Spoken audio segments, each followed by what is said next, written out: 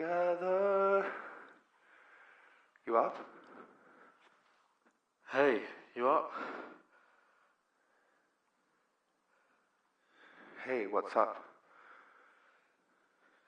Hey, top or bottom? Do you drive?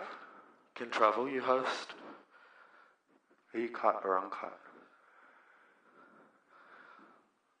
Hey, you up?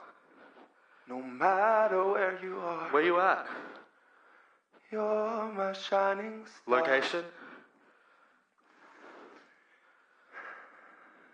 Do you play safe? Always you. And from the very first moment I saw you. Hey, Do you love me? what do you think happens when we die? No matter where you are. Are you scared of death? You're my shining star. Where are you from? And And from the very first moment I saw you, I never felt such emotion. I'm walking on air just to know you are there. Hold me in your arms. Don't let me go. I want to stay forever. Closer each day.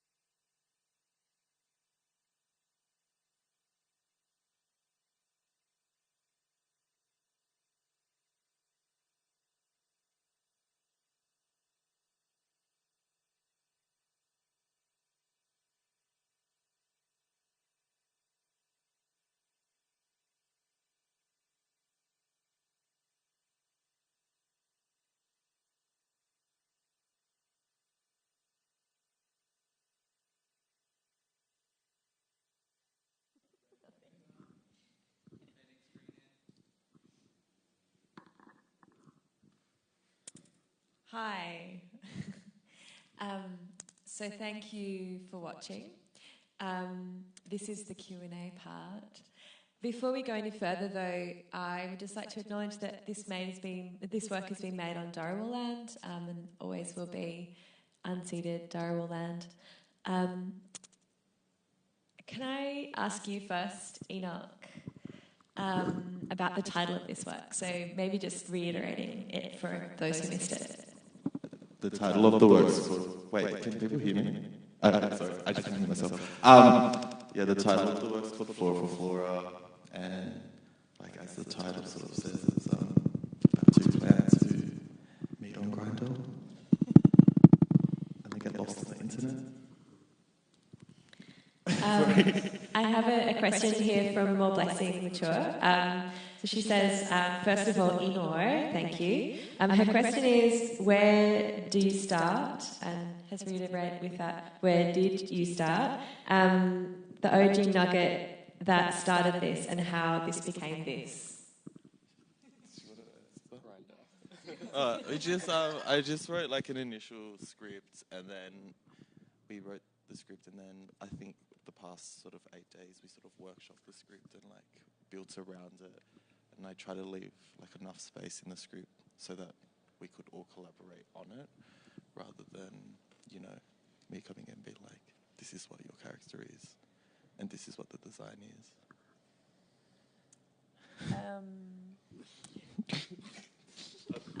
There's been a few questions about the soundtrack, so maybe do you want to speak to that just for a moment? Yeah, so the main sound is by Jikaru, and then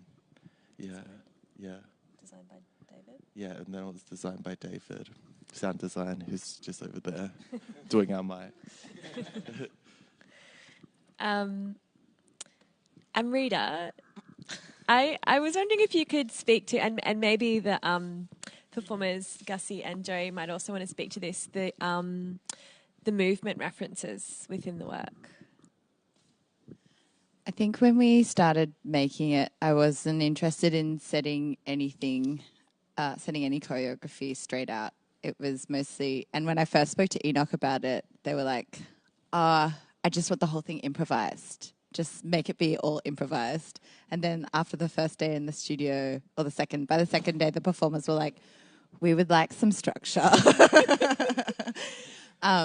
Which is like Gussy has had some dance training. I'll let them talk on that. And Joey, I feel like after just graduating from NIDA and then going into quite a big movement work, it's like a brand new language for both of them. And so there's like a nice intimacy. There's also too a lot of references to Fortnite and I guess movements that we're seeing that are kind of referential and remixed within the zeitgeist of the internet. And so that's in there quite a lot. But I think most of the movement it's more about movement than it is about necessarily dance. And there's this beautiful kind of extended gesture that's coming out of each of the interactions between them. I had a question here from Layla, which is, Enoch, how you chose this team, which I think is a really nice question, actually. Well, it just was like, I think Rira was an amazing opportunity, and I think for me, my practice it just made it a bit more better being able to work with like black fellas on it and have it really led by black people. Because there's like, I don't know, there's like how many chances do you get to like have an institution for 2 weeks and sort of like be like, go make something and present it at the end. But that was the process. Cool.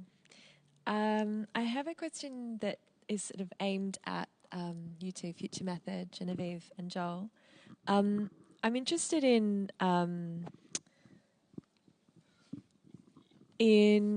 what influences your methodology, I guess, and maybe what, if that methodology shifted in this instance.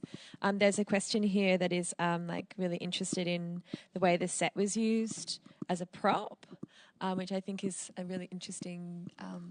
There's a really interesting kind of allowance of the performers to really actually kind of deconstruct what the world that you've made. In terms of the methodology I think that we kind of carried into this is with what it's so interesting is sort of how inverted it is from kind of traditional practice or architecture in the way that we kind of engage with it generally. Sort of looking at creating something that's quite like an impermanent sort of structure that is like destructible and playful, but also purely for the singular image as well. You know, creating frames and thinking about what that can be and room to move, exactly, and really giving an opportunity for all of the other components, including the performers and the choreography and the text, to really interplay with it all and it kind of dissolve again. You know, it's kind of like it rises out of the ground and then dissolves, and we can have a conversation about whiteness and layering and those things as well, because I think that's really important because it's the kind of tension in the piece. But that would be a longer conversation, I think. Personally, it's the method. I think what was really interesting was this opportunity to work essentially with someone from every different discipline that I've wanted to work with, as well as not just the individuals I've wanted to work with. You know, like we've got a ballet training, actors, writers, dancers, the two of us, curators. You know, the whole kind of experience has been this sort of process of collaboration. And I think that for us, for Genevieve and I, for Future Method, we really are kind of focused on a kind of collaborative practice. And I think that it's been a really, really fun opportunity to do that. And just that, you know, that's the beauty of like the set. You're sort of creating this thing that supports the performers. Yeah. And that's what we wanted to do. I think just to expand a little bit on this, these ideas of whiteness and the layering of structures, there was sort of a lot of structures that were conceptually and literally physically within the space and the world that was created, which was this grid that was assembled and then disassembled, and the text message type dialogue that is on Grindr, the 5 acts that you used as a structure that's, like a relatively traditional play structure.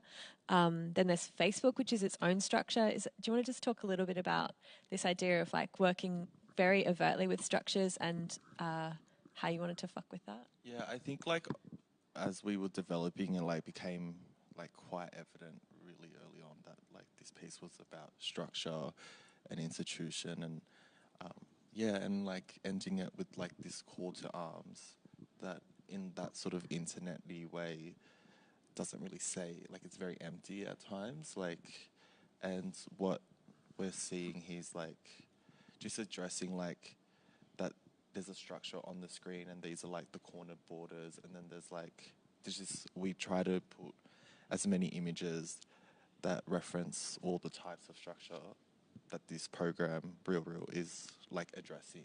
So it's like the space that the performance is happening, the live where it's being shown, and like the text as a structure. Yeah. The text as a structure, as an object. Yeah, and like tropes of like interracial relationships on like popular film and television, like those structures and how I think it was important for me to not have 2 characters that were sort of like, this is a lesson about interracial relationships. It was like, actually, these 2 plants just exist, and like they become sort of motifs for a broader conversation. Yeah.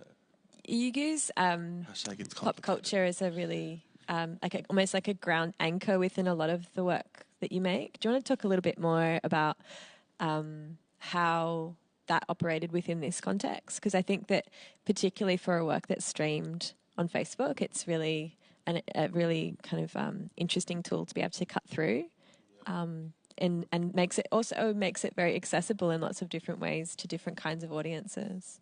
Yeah, I think just using for this piece, it sort of became a thing where I was using text more as an object rather than like an opportunity to say something. So a lot of it's like mixed in things I've just found online reading and things that I've wrote myself, and then I think that's the combination of like, I don't know, just like it's like a long form sort of meme, like when you read a meme and you doesn't necessarily mean something, but like it's the picture that sticks out with you or the thing that they're saying in the meme. And what this is like sort of opening up this meme culture and like being like, oh, what's that? Like there's hopefully something in this piece that people can like sort of signify with. There's like, I think even in internet culture and meme culture, etc., like this whole thing is a canon in it, or is a form of a canon in itself, and it's like, but it's still like referential in terms of history, in terms of colonization. And if we're thinking about the potential that an online space could be a sovereign space, like that's interesting as well. And especially when we're thinking about collecting things and how we're like remixing that within this work, I think there's something about using popular culture but actually how this is kind of, I guess, referencing historical events over the course of time. Yeah, and actually how important that is. Yeah. And also like how much popular culture has an effect and is being used as a tool for colonization. Yeah. So it's trying to like, sorry, you're holding the mic, yeah. Trying to use like those two ideas and being like, actually like these things are more related than you think they are. The colonization and images that we've been fed don't exist outside. Yeah. Like, so it's like making the image, moving the image, and then seeing where it ends up, especially with text involved as well. I have a question here. My phone just went blank and I can't see who it was from. About how you approach making a work like this that has those kinds of references, that has that kind of awareness of a pop culture, that is usually a heavily mediated, produced image, like a commercial image in a live situation that is obviously not to an audience in front of us, but is live to an audience online. Does that change anything for you, or is it? Does it change that this was live? Does it change anything? How did you think about video? Yeah, how did you think about the liveness of this work, I guess? Was I think what they were asking.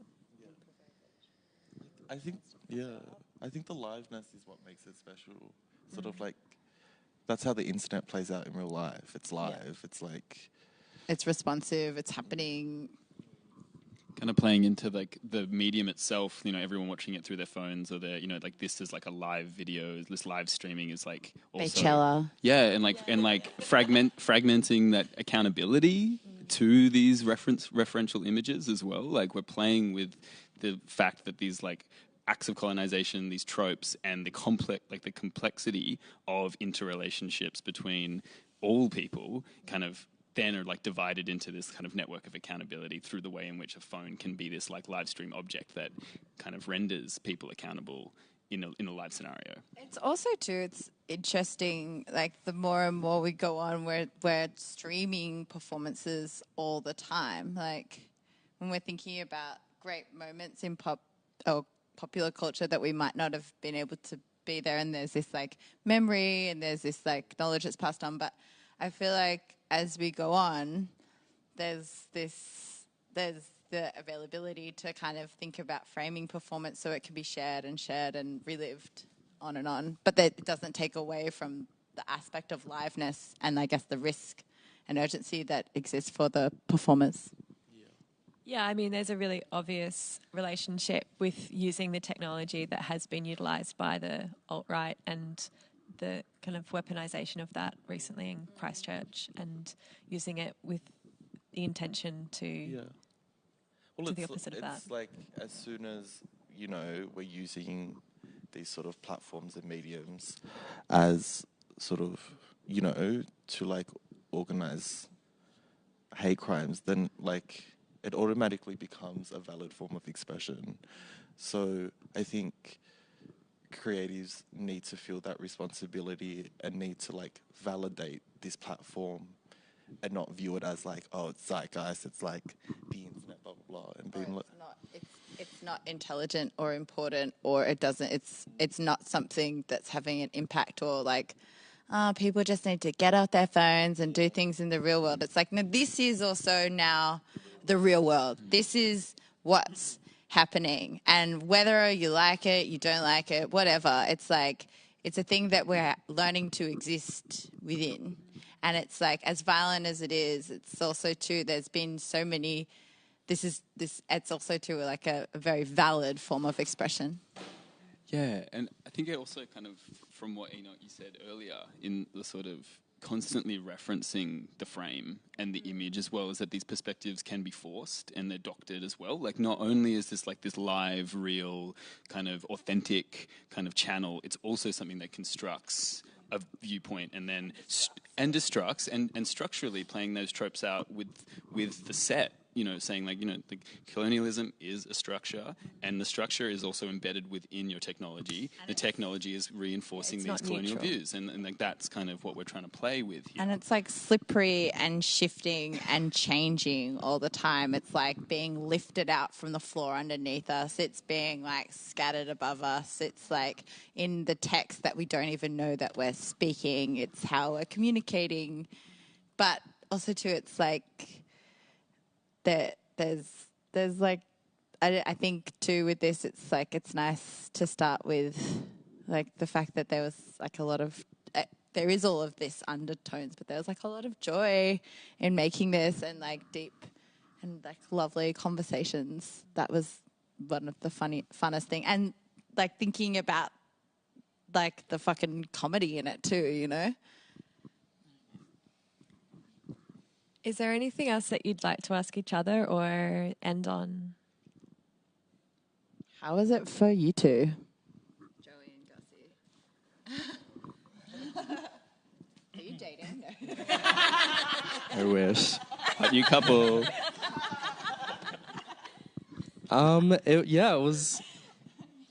It was a really interesting process, going back to what Joel said about the interdisciplinary nature of the process. We're all kind of just making it up as we go along, and also just like having 4 blackfellas like in a room working towards something was really exciting for me, because that seldom happens. But yeah, it was a really exciting, interesting process. A good way to, I've never really interacted with performance like this before, and it was, yeah, it's really like the whole aspect of like the liveness of it. And I don't know, I feel like watching it live, it places you in relation to the performance and to the happening, and we're all kind of connected to whatever is happening in the world. I don't know, that's kind of how I felt about it. Yeah, so it was a really fun time, fun week in Campbelltown. I need to come back out this way. I had a lot of fun doing this. It was really great. I had a conversation with Enoch last night about kind of the process and everything. And I said that I found that like we didn't come into the rehearsal process kind of like ever sitting down and going, okay, what's the story? What is going on in the story? What's happening between these characters? It was like, it ended up being a very open-ended discussion at all times, which I think really added, like as an experience, like as a performer, I've not done a lot of things like this. If anything, like this is really the first time I've done anything that's kind of like within like an art setting or kind of like a theatrical setting like this.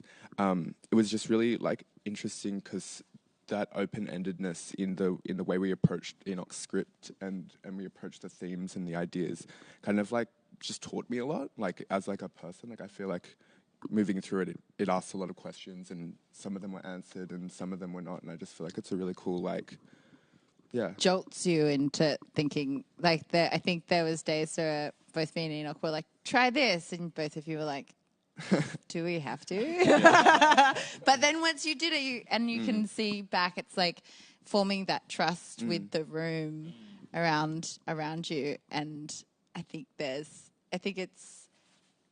amazing that both of you stepped in kind of vague, like it was pretty fast and loose, and stepping in and being like, okay, we're just going to try this exercise and then do this and then hold each other and then, you know.